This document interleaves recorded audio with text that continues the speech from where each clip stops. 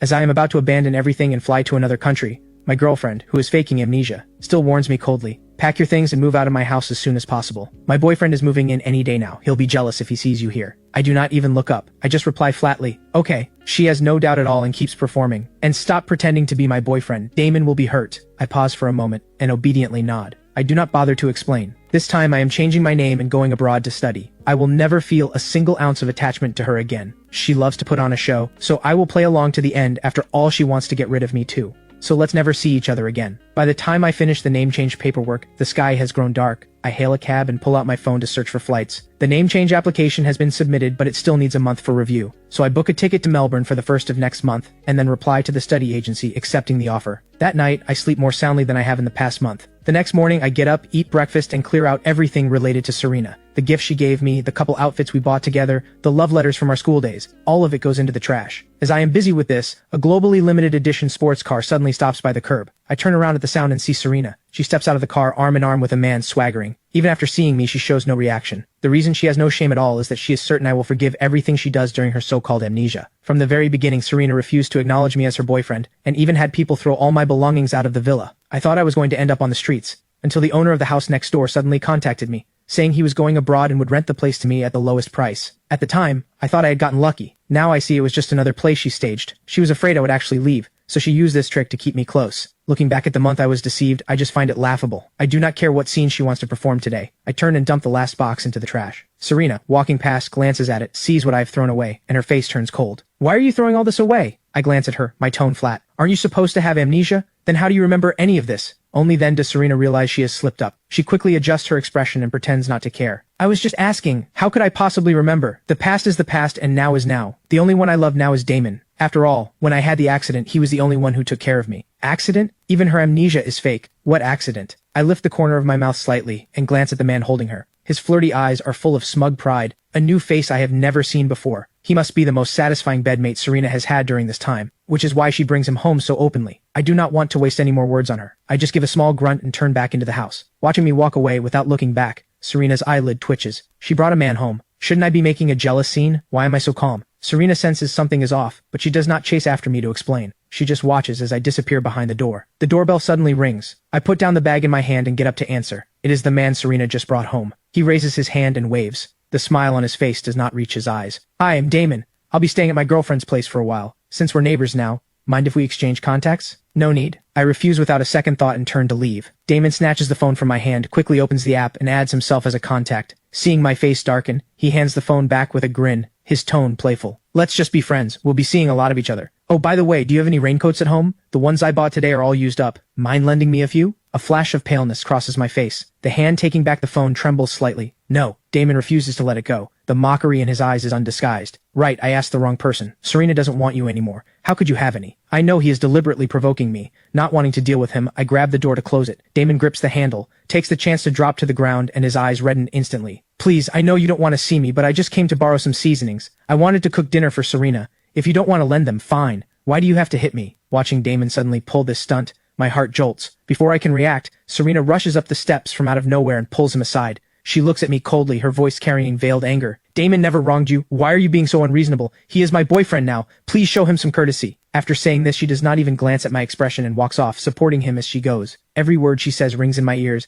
making my fists clench involuntarily. I stare as their figures disappear into the dusk. Then, with no expression, I lift my hand and slam the door shut with a loud bang. In the early morning hours, the phone on my nightstand starts to vibrate. Half awake, I instinctively press the answer button. The next second, the screen shows shaky footage of obscene images. I am wide awake now. Realizing what the person on the other end is doing, my whole body freezes like a statue. Finally, I can no longer bear it and press the end call button. My once sleepy eyes are now bloodshot. For the next few days, I shut myself indoors until the day of my good friend Marcus's wedding. Only then do I pull myself together and go out. At the hotel, before the ceremony begins, I hand him the gift I had prepared. After exchanging some pleasantries, he grabs my hand. I sent Serena an invitation. She agreed to come. Go pick her up later and try to talk to her. Maybe she'll remember the proposal and her memory will come back. I stay silent for a moment, then shake my head. Watching the smile fade from my face, Marcus's eyes flash with concern. "What's wrong? Don't want to hold on anymore?" I am about to answer when I see Serena arrive at the door with Damon. Marcus follows my gaze, sees the two of them with arms around each other, and his face turns red with anger. He charges over to confront them. I quickly pull him back, my voice full of exhaustion. "Forget it. In a few days this will all be over." Marcus does not understand what I mean. Just as he is about to press me, the best man comes over. The ceremony is about to start. After much persuading, I finally get him onto the stage. Listening to the wedding march echo through the hall,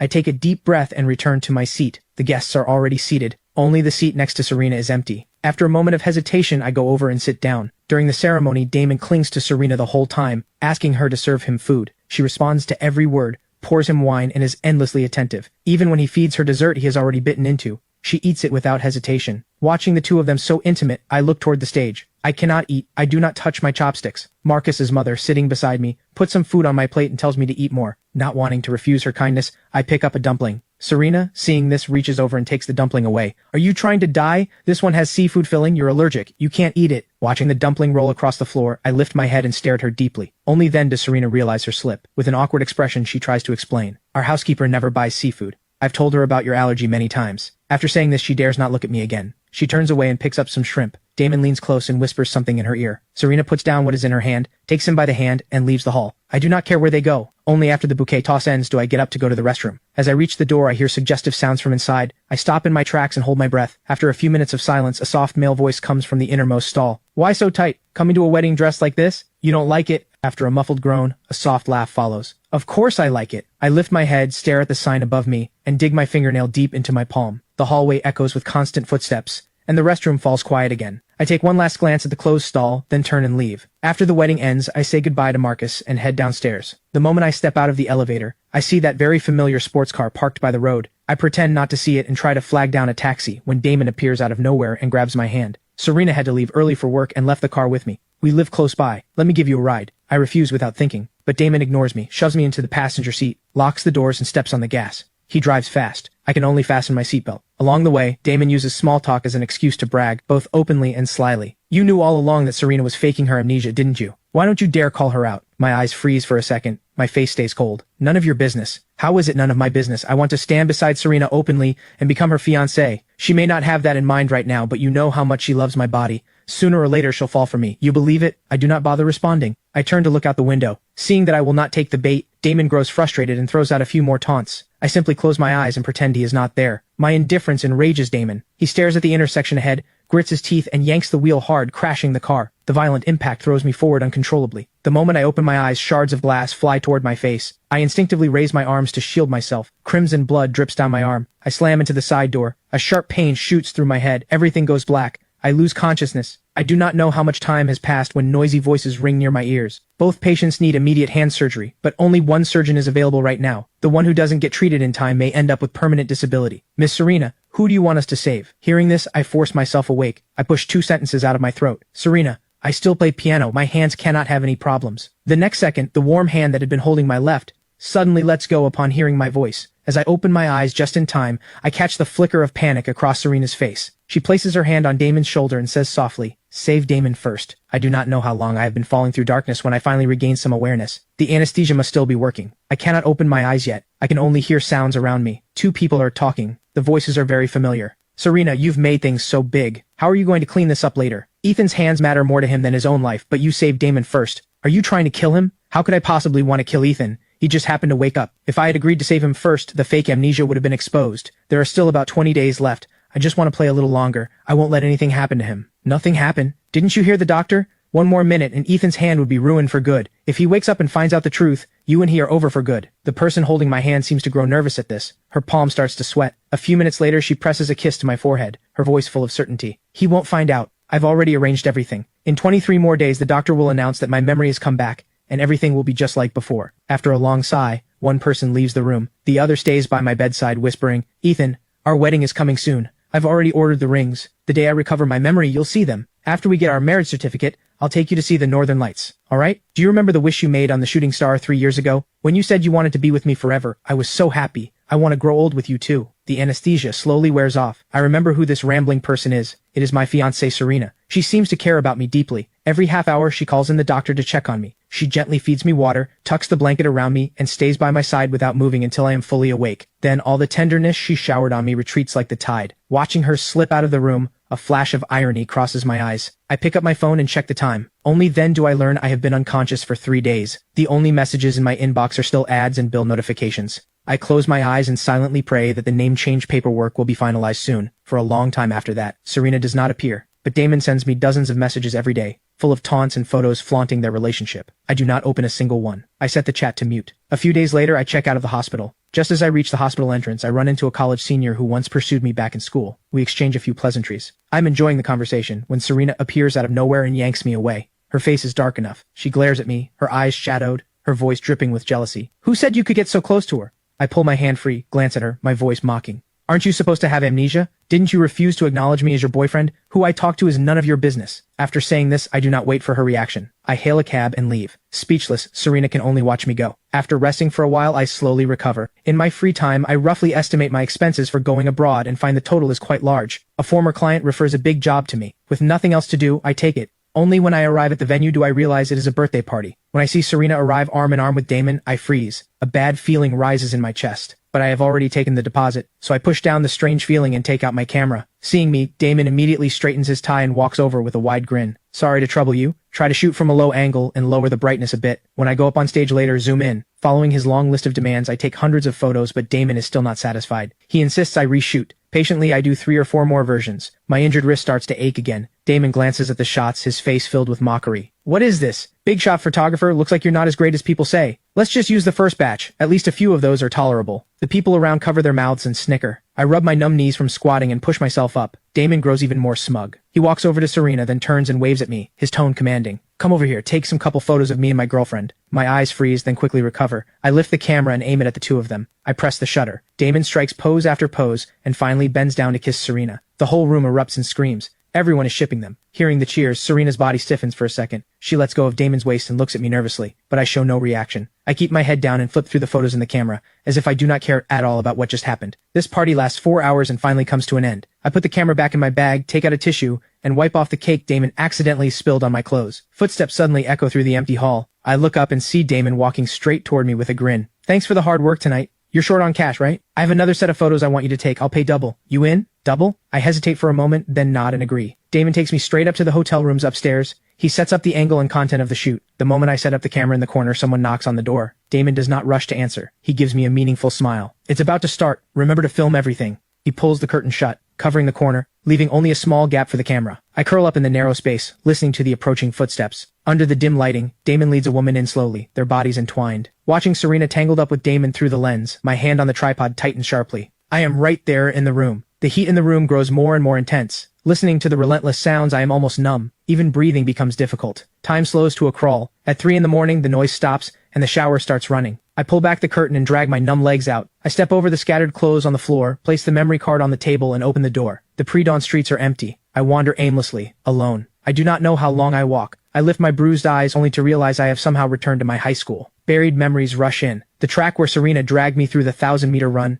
the small hall she filled with roses for my birthday, the flagpole where she confessed to me in front of the whole school. Everything is exactly as it was, but I, standing within it, feel nothing like I once did. I walk to the academic building and run into Principal Hartley, who is just arriving for work. Because of Serena's grand pursuit of me back in school, almost every teacher recognizes me. Principal Hartley smiles and greets me. Ethan, what brings you back to school all of a sudden? Where's Serena? I heard you two got engaged a while back. Are you here to deliver invitations? I force a small smile and change the subject. It's been so long since I came back. I was just passing by and wanted to see the teachers. We walk and talk, recalling many old memories. It is moving for both of us. Before we part, Principal Hartley seems to remember something. He pulls a yellow diary from his office cabinet and hands it over. This was confiscated from Serena during a study hall years ago when I was checking for discipline. Since the wedding is coming up, I'll return it to you. I freeze for a moment, take it, and bow to him. On the way back, I open the diary and the first thing I see is Serena's elegant handwriting. As I read, my nose stings and tears begin to fall uncontrollably, one drop after another. They are both a mourning for the past and a farewell. By the time the car stops at the villa gate, I have calmed my chaotic emotions. I close the diary, open the car door,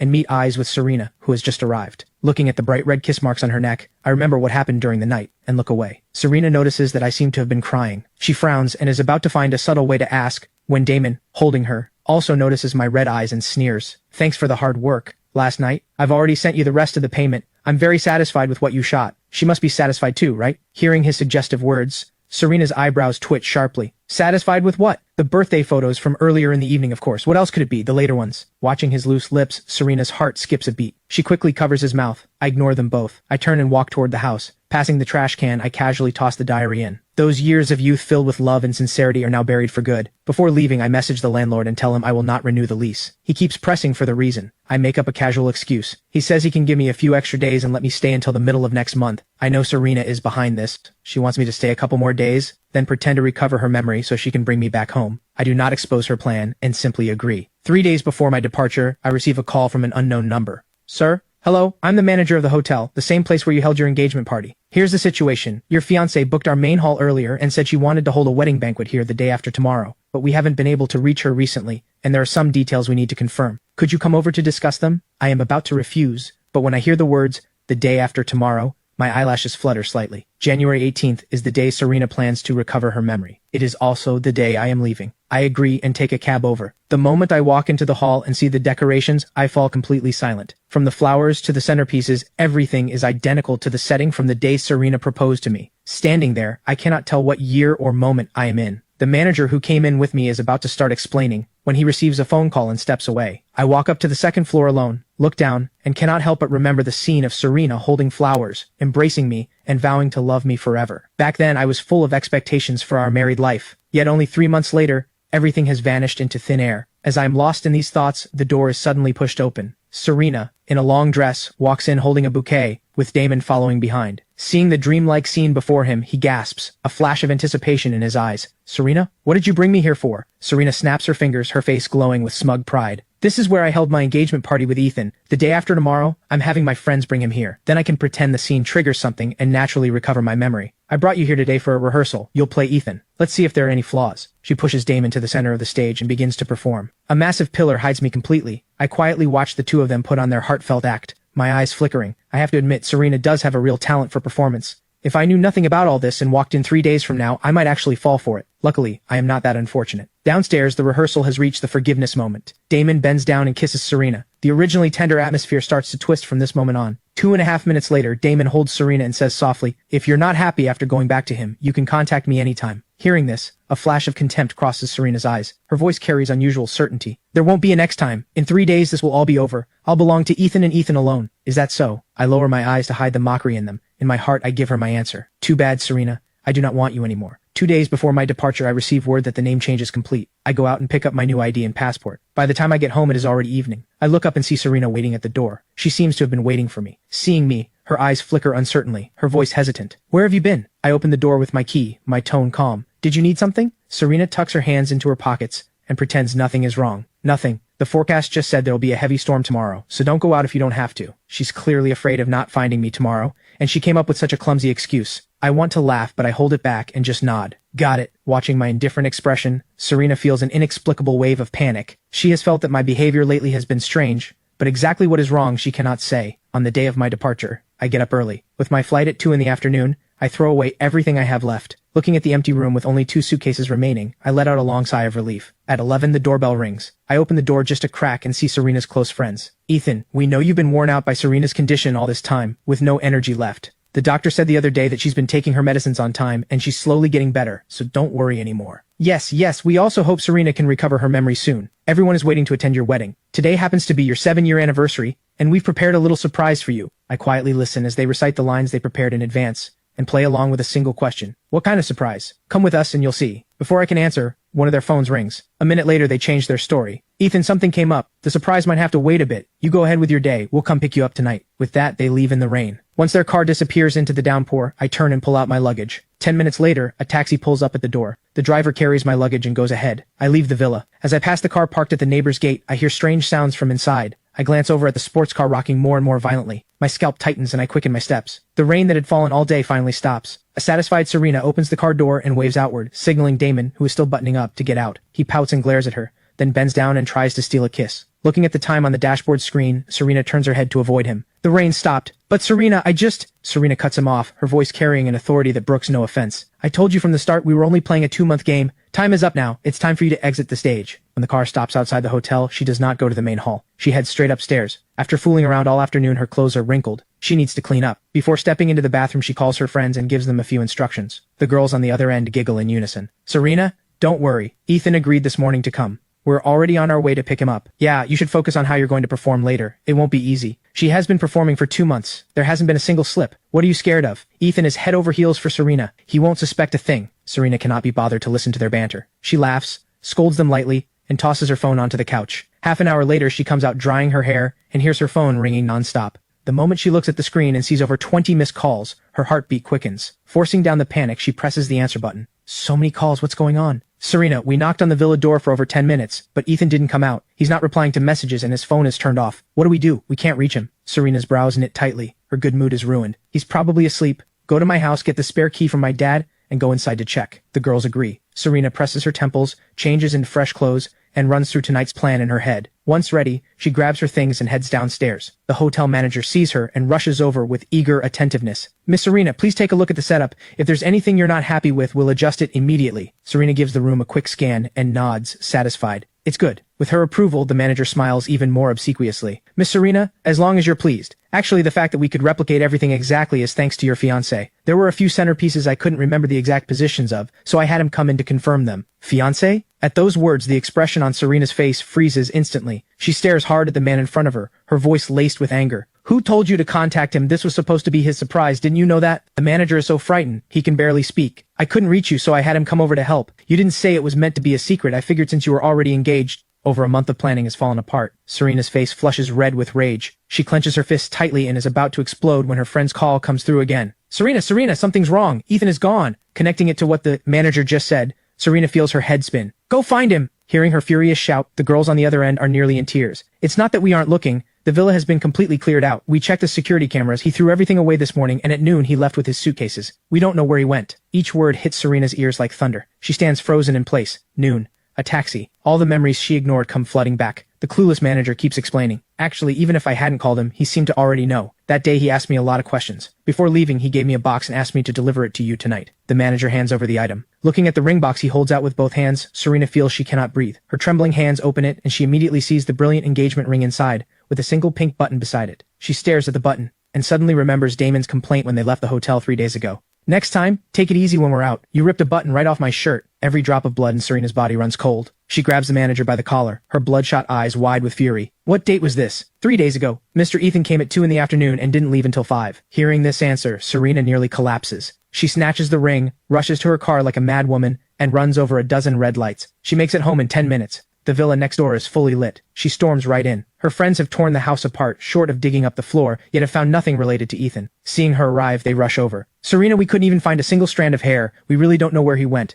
I had someone check too. Ethan's name isn't on any traveler list leaving the capital in the past month. This stream of bad news sends Serena's heart straight into the abyss. Panicked, she picks up her phone and calls me, but only gets the cold phone is off tone. All the messages she sends bounce back, a sea of red exclamation marks making her dizzy. Her friends have never seen her this distraught. They scramble to comfort her. Serena, pull yourself together. He just left. There's still time to find him. Yes, just locate his phone. We'll definitely find him. Hearing these ideas, Serena regains a bit of composure. She quickly messages her secretary to investigate. After an hour that feels like a year, the secretary replies, Miss Serena, we found it. His phone is in a trash can at the bus station. We're now urgently checking the passenger lists. It is not exactly good news, but it is far better than having no leads at all. Serena cannot sit still. Ignoring her friend's protest, she heads straight to the bus station. The moment she arrives, the secretary hands her the clean phone. She enters the password and discovers that all social media accounts have been wiped, and the contacts list completely deleted. Only one name remains. Damon. The instant she sees that name, cold sweat breaks out all over Serena's body. She spends a long time bracing herself before finally working up the courage to open the chat. The latest message is a video Damon sent this afternoon, filmed inside a car. Seeing the background, Serena guesses what the video contains. She does not dare open it. She scrolls upward. 3 or 4 videos a day, mixed with text messages. Pretending to be clueless feels bad, doesn't it? Ethan, after being toyed with like this, how can you still stand it? Your fiancé has way too much desire, and you're so cold in bed. If you actually get married, I bet that marriage isn't lasting 3 months. Are you really going to marry her? From January to December, every one of the 30 days is filled with these taunts. Serena's mind is consumed by rage. The only thought left in her is to confront Damon. She speeds home, and the moment she steps out of the car, she sees luggage piled at the door. Damon is directing servants to move things. Seeing her return, he immediately presses up against her. Why are you back? Couldn't bear to leave me, could you? Give me a kiss, and I'll stay. Looking at that handsome face just inches from hers, Serena can no longer hold back. She raises her hand and slaps him with all her strength. With a sharp crack, Damon is knocked to the ground, His pale cheek turns crimson and swells. He looks up in disbelief. Serena, why did you? Serena is too furious to speak. She throws the phone at him, her eyes glinting with cold fury. The moment Damon picks up the phone and sees the screen, every hair on his body stands on end. He cannot help but shiver. In an instant, 1,000 thoughts race through his mind. He scrambles to explain. Serena, I can explain. Actually, Ethan added me first. He already knew about your fake amnesia. I just loved you too much, which is why I made this mistake. For Serena right now, these words are nothing but fuel on the fire. She loses control of her emotions, orders her bodyguards to drag him up, and seizes his throat with a death grip. The crushing suffocation makes Damon struggle desperately. His face turns from red to purple. Just as he believes he is about to be choked to death, her friends arrive late and see the scene. Their faces go white in fright, and they rush forward to save him. Serena, calm down. The most urgent thing right now is finding Ethan. Yes, he's in our hands. We can settle the score later. Hearing this, Serena finally stops. She gives the man slumped on the floor one last glance, her voice chillingly cold. Send him to Madame Vera. Watch him closely. At that name, Damon, semi-conscious, snaps awake. He crawls to Serena's side and grabs her legs, his voice full of pleading. Serena, no. Serena, I was with you for 2 months. Spare me this once. Just let me leave, and I swear I'll never bother you again. Please, I'm begging you. Serena shows no expression. Her friends dare not say a word. They drag him into a car. Damon cannot break free. He can only watch the house grow smaller in the rearview mirror. His desperate wails echo through the car. The girl's faces turn cold. If you'd just behaved, kept out of trouble, taken the money and left, you'd be set for life. But no, you didn't know your place and went and provoked Ethan. You deserve what's coming. Learn from this. Be obedient at Madame Vera's and you might just keep your life. Otherwise, with the methods of her people, you can expect plenty of suffering. The plane lands in Melbourne in the early morning. I rest one night at the booked hotel, then take my luggage to the apartment I arranged in advance. Over the next few days, I buy lots of daily necessities. The empty room slowly fills up. As I sort things out, I keep in touch with my future roommate, who arrives a few days later. Slowly, I adapt to local life. Thanks to my cooking skills, I easily blend into the international student circle and become friends with 2 guys next door. They take me out to explore the city, introduce me to nearby restaurants and local attractions. After a few days together, my photography skills win recognition from my new friends, and I even join the local photography community. On my 10th day in Melbourne,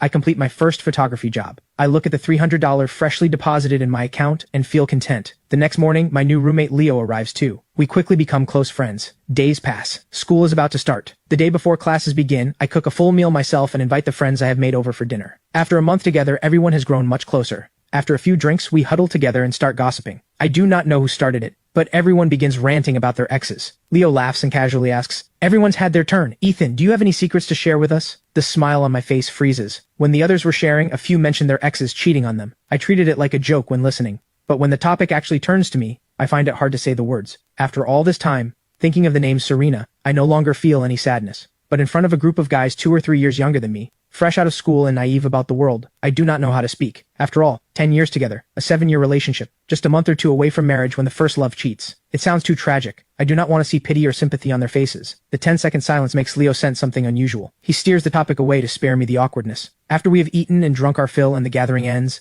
Leo even comes up to apologize. Ethan, I didn't mean it earlier. I'm sorry. I know it was not intentional. I just smile and wave it off. Back in my bedroom, I open my phone and log into the new account I registered a month ago. Several friends have been sending me messages nonstop. I reply to each one, thanking everyone for their concern. Marcus replies instantly. Ethan, you went abroad and vanished off the face of the earth. You had me worried sick. Just looking at the screen, I can imagine the tone he is using right now. I let out a soft sigh and quickly apologize, letting him know I am safe. The 2 of us catch up on each other's recent lives, until I drift off mid-conversation. When I wake up the next day, I see 99 messages from Marcus. My eyes widen. Going through them one by one, I realize most of them are about Serena. After you left, Serena kept coming to me every few days, asking where you went. Don't worry, I kept my mouth shut. Didn't say a single word. Good thing you stopped by the bus station before going to the airport. She still thinks you left by high-speed rail and is searching the whole country for you. I heard Serena has been drinking at bars for days. A couple of days ago, she drank until her stomach bled and got sent to the hospital. Serves her right, she even went looking for your parents. But you cut ties with them long ago so they wouldn't know anything. Reading these messages about Serena, I feel nothing at all. Looking out at the clear river in the distance, my thoughts drift far. When I was 12, my parents divorced and each started new families. Neither wanted me, so they left me with my grandmother, who lived alone. The year I turned 17, Grandma passed away. I was the only one left in my family.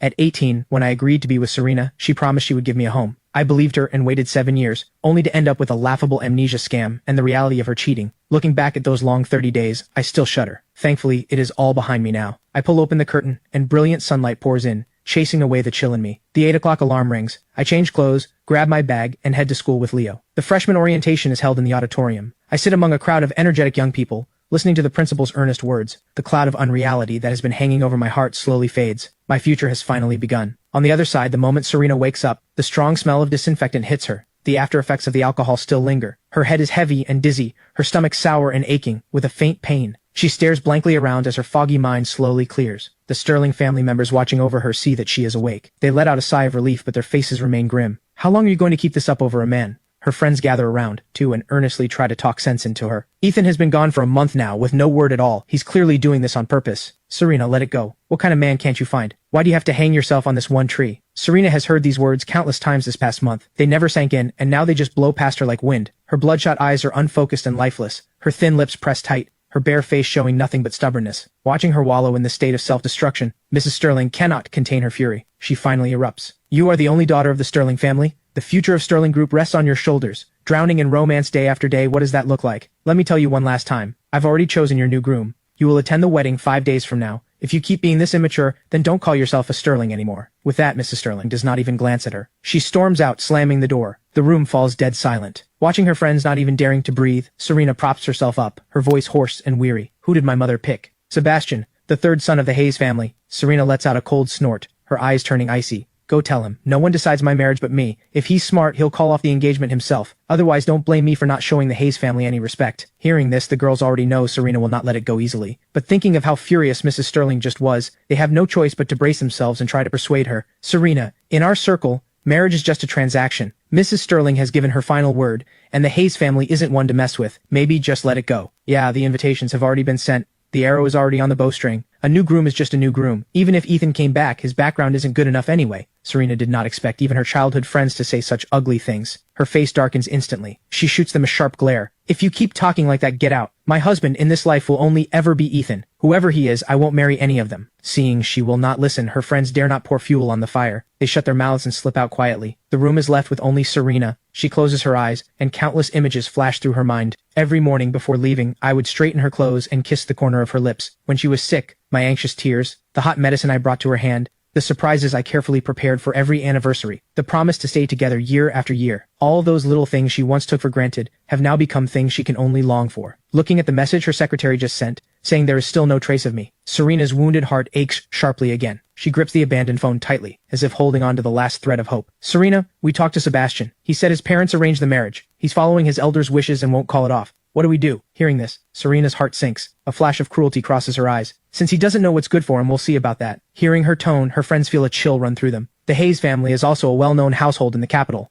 Serena, what are you planning? Please don't do anything reckless. Serena gives them a glance but does not answer. She changes the subject. What about Damon? Her friends have forgotten about him entirely. They glance at one another. We don't know. We'd have to ask Madame Vera. They are about to make the call when Serena, with no outlet for her anger, stops them and decides to go herself. She enters her private booth, sits down, and Madame Vera walks in with the man in tow. Her face is full of obsequious smiles as she looks at Serena. Miss Serena, I've brought the man you asked for. Take a look. She shoves the cowering man behind her forward. Damon is now skin and bones, his exposed arms and thighs covered in dark purple bruises. He shakes all over, not daring to even glance up at her, his voice filled with deep fear. Serena. In just 1 month, the once dazzling handsome man has been reduced to this. Everyone in the room is shocked. Only Serena shows no expression. She stares at the man in front of her. Those hate-filled eyes are now overflowing with endless regret. Long sighs fill the room. If only she had known. Recalling the words spoken in this very booth 2 months ago, the girls only now realize that those drunken jokes have come true. Even the second daughter of the White family was able to track down the man she wanted, but Ethan has vanished without a trace, gone completely.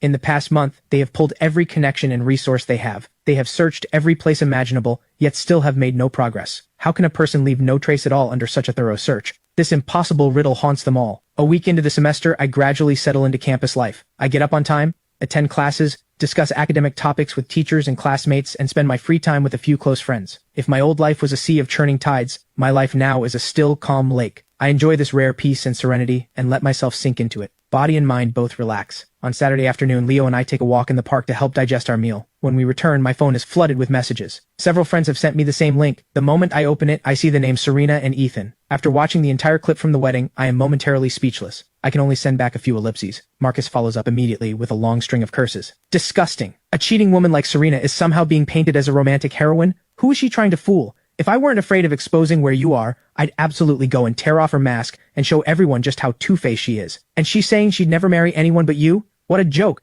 Did she forget how she faked amnesia and kicked you out of her house? She's definitely going to come looking for you. She'd better stay far away. Getting tangled up with her is pure bad luck. Reading these rants, I finally remember why I felt earlier that I had forgotten something. Today was supposed to be the wedding I escaped from. Thinking of this, I cannot help but laugh out loud. Leo, sitting beside me, leans over to see what is going on. Ethan, what's so funny? I wave my hand. Nothing. Just my friend ranting about those trending topics. The bride who crashed her own wedding, right? Leo vaguely recalls something and casually mentions it. He opens the website, refreshes, and a new push notification appears. The man Serena confessed to has been identified. He opens the full image, about to show it to me. But the moment his eyes land on the youthful ID photo, he freezes. He stares at the photo for a long time, then shifts his gaze to my face. Sensing his stare, I look up at him. What's wrong? After a moment of hesitation, Leo decides to be direct. Ethan, the media dug up the photo of the guy that Bride was talking about. He looks a lot like you. Do you know him? The expression on my face freezes. Now I understand why Serena made such a huge scene. She did it to find out where I am. A strange feeling rises in me. I lower my eyes to look at the screen Leo hands me. My brows furrow. It's me. My high school ID photo. I don't know who leaked it. It's been 7 or 8 years and I've grown a bit, but anyone with sharp eyes can tell it's me. The room falls quiet for a moment. After thinking it over, I decide to come clean. Yeah, it's me. Serena is my ex. After we broke up, I changed my name and came abroad. Hearing this kind of gossip out of nowhere, Leo's eyes go wide with shock. What? But if you broke up, why is she pulling something like this? Isn't that disrupting your life? I nod slightly, a little helpless. It does cause some trouble, but I'm already abroad. It should be fine. Leo's expression turns serious. Looks like she made a huge scene on purpose just to find you so she could keep pestering you. This story is blowing up. People at school might recognize you. What do we do? That is exactly what worries me most. But seeing Leo genuinely concerned for me, I force a small smile. It's fine. She doesn't know I changed my name. She shouldn't know I'm abroad either. Worst case, I'll just wear a mask outside for a few days, cover up tightly. That's all I can do. Leo nods quietly, a little glum, and digs out his own hat. Wear this when you go out. It can hide your face and block the sun too. I take it. Wanting to lighten the mood, I joke with him. She's just an ex. No need to be so tense. Serena went off the rails at such an important event. Anyone can tell she's not exactly stable. Lately, I've been seeing so many news stories of obsessive exes seeking revenge. Ethan, I'm really worried she might come after you. Hearing such genuine concern from a younger friend I have known for barely a month, my heart softens. I pat his shoulder. I was with her for 7 years. She did many things that wronged me, but she shouldn't go that far. Don't worry. Even though I say this with a smile, I still feel uneasy inside. Leo does not know how to comfort me. After racking his brain, all he can manage is a few words. It'll pass, Ethan. You've already pulled yourself out of the mud. Just keep looking forward. Looking at his steady eyes, the anxiety in my heart slowly fades away. Yes, those unbearable 30 days are already over. What else is there to worry about? The day after the wedding fiasco, the Sterling family announces that all of Serena's duties at Sterling Group are suspended. The Hayes family also announces that all 3 of their joint projects with Sterling Group are terminated. On the 50th day after I vanished, Serena still has not received any clue about my whereabouts. Online gossip about her spreads wildly, but it all centers on the drama of her past. No one has dug up my location. Her once unwavering determination to find me has been worn down by time. She is more and more afraid to return to that empty villa, and no longer wants to open the messages from her secretary. Now, just hearing the name Ethan makes her snap. The Sterling family has frozen all her cards. She cannot spend recklessly to soothe her panicked heart like she used to. Her friends have lost faith too and urge her to let go and reconcile with her family. In 24 years of life, this is the first time Serena has suffered such a blow. She drinks all day, smashes things when drunk, sobs my name until her voice breaks, and endlessly repents. But alcohol can only numb her mind temporarily. When she wakes up, what she faces again is the bleak and gray reality. Day after day of torment leaves her looking nothing like the proud, radiant woman she once was. On Lunar New Year's Eve, Serena drinks alone at a bar. She rejects several calls from her father, and finally just turns off her phone. By the early hours of the morning, she stumbles home drunk and thinks of me again. Every Lunar New Year's Eve in the past, after eating the family reunion dinner, she would come to the villa to be with me. I would cook a delicious table of food, and we would welcome the new year together. The 2 of us would curl up on the couch, watch the fireworks fill the sky outside, and make wishes that we would stay together year after year. Now the fireworks bloom again, but all that is by her side is a floor full of empty bottles. Through the window, Serena gazes at the lively scene outside, an endless loneliness settling over her. When the clock strikes midnight, she turns on her phone and sends me a New Year's greeting. With a soft ding, the phone on the table chimes. She picks up my old phone, taps on the little red notification, and sends one back to herself. Happy New Year. Seeing this familiar profile picture's greeting, the pain in Serena's heart finally finds a small bit of relief. Now she can only rely on this self-staged greeting to comfort herself. Just at her most tormented moment, someone suddenly brings news of me. A friend studying in Melbourne mentions over drinks that she saw someone at her school who looks a lot like Ethan. This piece of news jolts Serena back to life. She immediately books a ticket to Melbourne and gets up to leave, but her friends pull her back and douse her with cold reality. Serena, now that you've found him, he can't run away. The most urgent thing right now is Damon. If you don't deal with him, how can Ethan ever forgive you? The words hit her like a wake-up call. Serena's heart, which had just begun to ease, tightens again. She pushes down the rush of joy and forces herself to calm down. Her friends offer suggestions, but none of them are workable. In the end, she decides to handle it herself. Serena heads straight to the hospital ready to deal with Damon for good. 30 minutes later, she looks at the dying Damon, sends the bodyguards out, and prepares to let him die in agony. Serena stands up, calmly wiping the blood off her left hand, as if the bloody scene around her has nothing to do with her. Once clean, Serena glances at her watch and lifts her leg to leave. The moment she takes a step, a tearing pain shoots through her calf. She drops to her knees, her face twisted in pain. She glances sideways and sees that the dying Damon has completely snapped. He yanks out the fruit knife buried in her body. Blood sprays out, painting his gaunt face crimson. The thick smell of blood in the air sharpens his senses. All he can see is the woman who destroyed his life beyond recognition. This is his last and only chance for revenge. Damon is unnervingly clear-minded. He raises the knife high, and with one desperate scream after another, what starts as sharp howls slowly turns hoarse, then into whimpers, and finally only the strained sobs caught in her throat. Serena's pupils slowly dilate. Her clenched fists go limp without thought. Damon also exhausts the last of his strength. The weapon in his hand falls to the floor with a clang. The blood from both their bodies mingles, spreading across the smooth floor like a dark red river. The second hand on the wall still ticks on. Serena's consciousness slowly blurs. The unbearable pain begins to fade. She feels as if she has fallen into clouds. The scene before her grows mottled, leaving only flickering black and white images. Memories of the past play in her mind like a flashing reel, from her carefree childhood, to the days of first love as a young girl, to the dull moments of the present. One by one, the black and white images flash by. Only one person appears in color. Me, at 16, in a white tuxedo, quietly playing the piano. Me, at 18, standing by her hospital bed, sobbing uncontrollably, gripping her hand tightly. Me, at 23, accepting that bouquet of bright red roses with tears in my eyes, promising to become her husband. Me, at 24, walking into the pouring rain under an umbrella, my face no longer visible, watching that figure fade into the distance. The tight string inside Serena snaps with a sharp sound. She feels something being pulled out of her body. She is so unwilling to let it go, yet powerless to stop it. She can feel the blood beneath her skin slowly turning cold and still. The only thing left warm is the trail of tears falling from the corner of her eyes.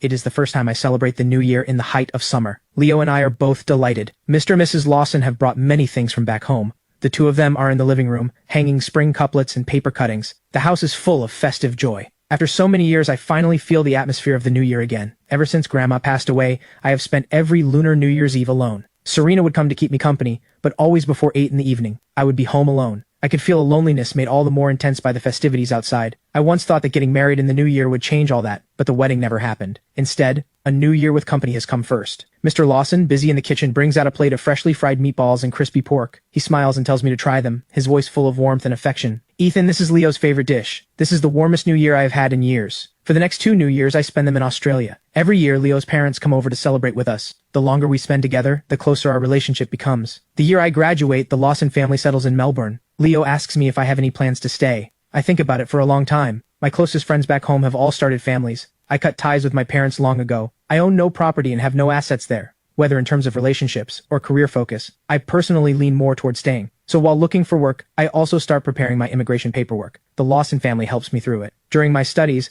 I had already saved up a fair amount thanks to my skills, so after graduation, I open a small photography studio. Over the next 2 years, the studio grows steadily. 4 years later, I meet the immigration requirements and obtain permanent residency. When I return to hometown to handle the paperwork, I meet up with friends I have not seen in a long time. Years have passed. Time has flown by. None of us look like we did in our youth anymore, but the moment we gather, we find that same easy feeling of being able to talk about anything. The thing they care about most is, of course, my love life. Faced with their eager curiosity, I am open and direct. I dated 2 people in the past 2 years, but we broke up over time for various reasons. My current girlfriend and I started dating last August. She's 2 years younger than me, but very mature. As I share stories of our daily life, I show them photos and videos. Looking at the well-matched, loving couple on the screen, everyone shows looks of relief. After more chatting, someone suddenly brings up Serena. Hey, did you guys hear? Apparently Serena passed away. Hearing this, my heart gives a small jolt. Over these past few years, I've been busy with school and work, rarely asking about news from hometown. Whenever I talk about the past with Leo, that period of time feels like it is shrouded in fog, hard to see clearly. The name Serena is like a frozen old photograph, faded and yellowed with age. I thought she would slowly let go of that relationship, take over the family business, and start a new life on the other side of the ocean. I never imagined she had already passed. The room falls quiet for a moment. Everyone watches my reaction carefully, seeing only mild shock on my face. Their nerves settle, and they continue talking. I heard about it too. Ethan, I wanted to tell you, but then I figured you'd already moved on, so I didn't bring it up. Why bring up sad memories? What sad memories? I heard she tortured that guy Damon pretty badly, and he got his revenge. You could call it karma catching up with her. After so much time, I cannot even remember that man's name anymore. The only thing I remember about him is that car crash that nearly destroyed my life. So when I hear that the 2 people who completely changed the course of my life ended up like this, I feel a small sense of melancholy. But even that lasts only a fleeting moment. After all, those are people and events from a long, long time ago, like a spring breeze passing by, leaving no trace behind.